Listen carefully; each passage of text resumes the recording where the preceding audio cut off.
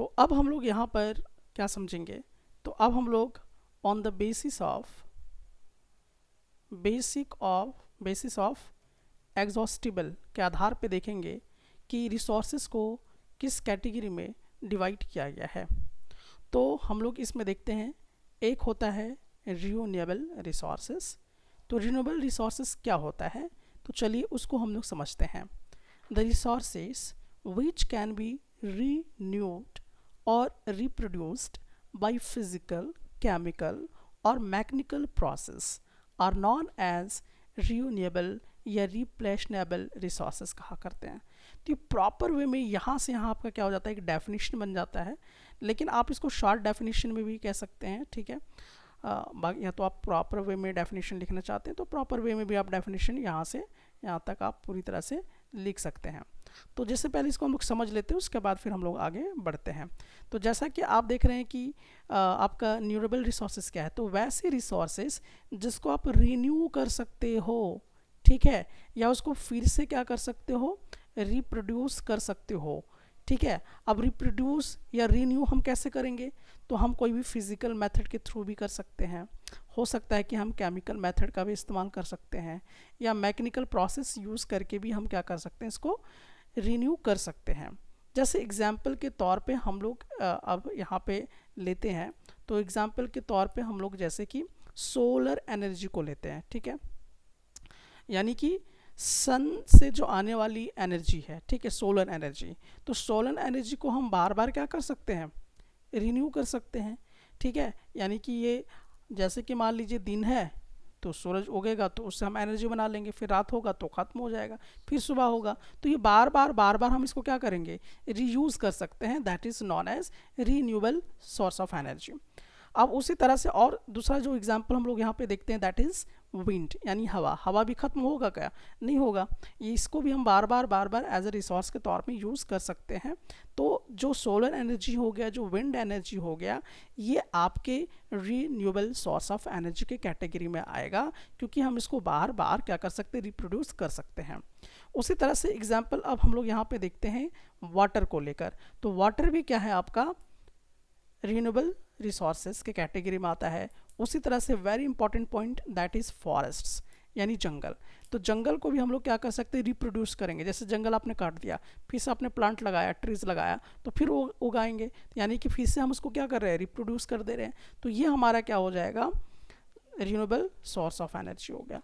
उसी तरह से वाइल्ड लाइफ के बारे में भी देखिए, इसको बार बार रिप्रोड्यूस किया जाता है।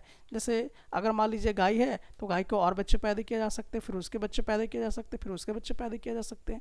तो ये क्या हुआ, ये आपका एक रिप्रोड्यूस हम बार बार कर सकते हैं, ठीक है। तो वाइल्ड लाइफ भी क्या हो गया, एक आपका रिन्यूएबल सोर्स ऑफ एनर्जी के कैटेगरी में आ जाएगा। अब इसको आप इस तरह से भी देख सकते हैं कि द रिन्यूएबल रिसोर्सेज में फर्दर भी डिवाइडेड इनटू कंटिन्यूअस और फ्लो। इसको हम डिवाइड किस रूप में कर सकते हैं, कंटिन्यूअस के तौर पे, या फिर इसको फ्लो के रूप में हम लोग क्या कर सकते हैं, इसको डिवाइड कर सकते हैं। थोड़ा सा इसमें हम लोग एक डायग्राम को भी देखेंगे। सो यहाँ पे हम लोग बेसिकली क्या देख सकते हैं कि देखिए आपका जो रिसोर्सेस है उसको हम लोग नेचुरल रिसोर्सेज के रूप में कन्वर्ट करते हुए देख रहे हैं, ठीक है। फिर आपने क्या देखा कि इसी नेचुरल रिसोर्सेज में एक आता है रिन्यूएबल रिसोर्सेज। तो रिन्यूएबल रिसोर्सेज को देखिए फिर से हमने क्या किया, डिवाइड किया, किस फॉर्म में, कंटिन्यूअस या फ्लो के रूप में इसको हम लोगों ने क्या किया, डिवाइड किया हुआ है। तो इसी चीज़ को आपको कह रहा है कि आप रिन्यूएबल रिसोर्सेज को आगे किस रूप में कन्वर्ट कर सकते हैं, किस रूप में डिवाइड कर सकते हैं फर्दर, दैट इज़ कंटिन्यूअस और फ्लो के रूप में भी हम इसको सब डिवाइड कर सकते हैं। एग्जाम्पल के तौर पे जैसे विंड एंड वाटर वगैरह सब आया करता है। अब हम लोग यहाँ पे देखेंगे नॉन रिन्यूएबल रिसोर्सेज क्या होता है, अब इसको समझने का प्रयास करते हैं।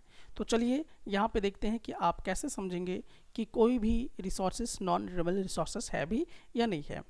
These occur over a very long geological time. तो इसमें एक बड़ा इंपॉर्टेंट पॉइंट आता है कि ये जो ऑकर होगा वेरी लॉन्ग टाइम के बाद आपको दिखाई देगा, वेरी लॉन्ग टाइम, ठीक है।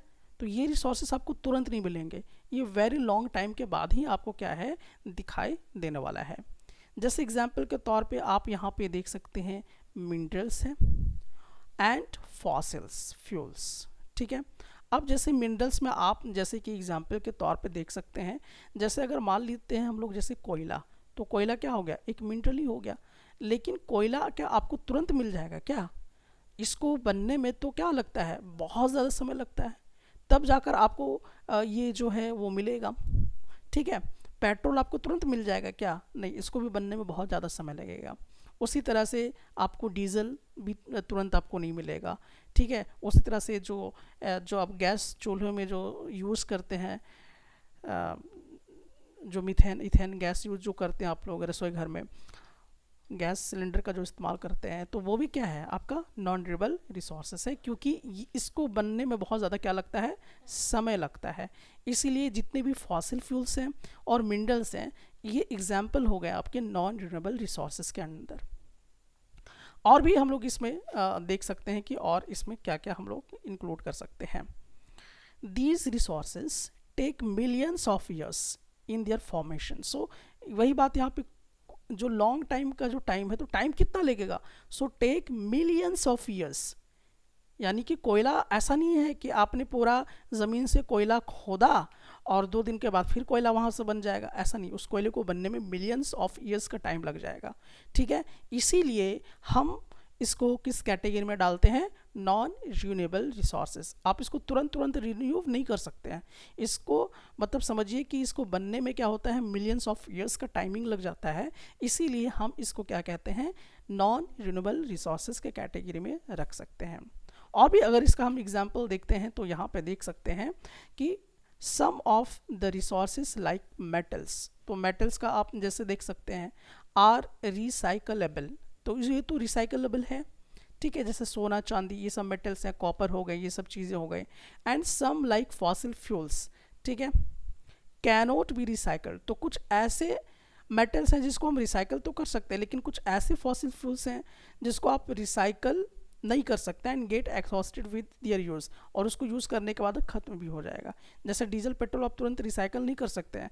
ठीक है, ये हमारे ज़मीन से ख़त्म हो जाएगी, इसलिए हमें सोच समझ के इसका इस्तेमाल करना चाहिए। सो बहरहाल इस पूरे सिचुएशंस में आप ये समझ चुके होंगे कि आप कैसे ये डिसाइड करोगे कि कोई भी आपका रिसोर्सेस वो रिन्यूएबल रिसोर्सेस है, और आपकी कैसे डिसाइड करोगे कि कोई भी चीज़ आपका नॉन रिन्यूएबल रिसोर्सेज के कैटेगरी में रखा गया है। तो आई थिंक ये दोनों पॉइंट आपको समझ में आ गए होंगे। तो चलिए इस पे देखते हैं, कुछ क्वेश्चंस हम लोग बनाने का प्रयास करते हैं। सो यहाँ पर एक हमारे पास क्वेश्चन है, तो उस क्वेश्चन को हम लोग कवर करते हैं।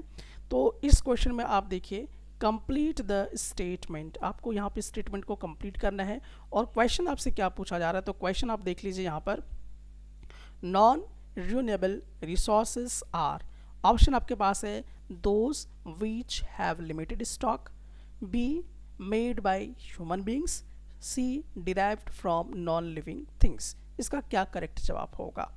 सो इसका सही जवाब है those which have limited stock, क्योंकि हमें मालूम है कि जो भी नॉन रिन्यूएबल रिसोर्सेज होते हैं वो लिमिटेड स्टॉक हैं, ये जल्दी आपको नहीं बनते। जैसे कि कोयला है, तो कोयला भी लिमिटेड है, आप तुरंत इसको नहीं बना सकते हो। ठीक है, सो नॉन रिन्यूएबल रिसोर्सेज से ये एक आपका ऑब्जेक्टिव क्वेश्चन क्लियर हुआ।